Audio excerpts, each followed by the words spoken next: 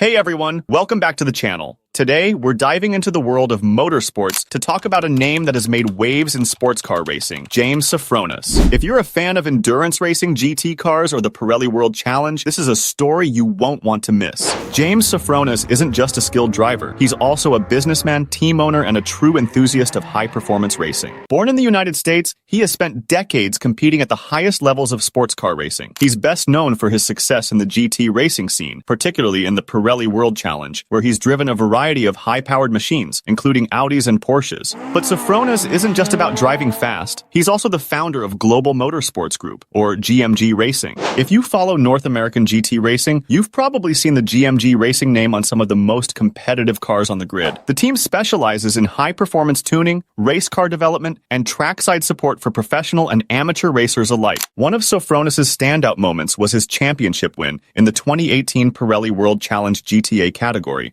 proving his skill and consistency behind the wheel. Over the years, he has competed against some of the biggest names in motorsports, and his passion for racing is evident in everything he does. Beyond the racetrack, James is known for helping other drivers develop their skills and fine-tune their cars for peak performance. His work through GMG Racing has played a major role in growing the sport and giving upcoming racers the tools they need to succeed. So, whether you know him for his driving, his leadership at GMG Racing, or his dedication to motorsports, there's no doubt that James Safronas has left his mark on the racing world. What do you think about James Safronas' career? Let me know in the comments below. And if you enjoyed this video, don't forget to like, subscribe, and hit that notification bell for more motorsports content. Thanks for watching, and I'll see you in the next one.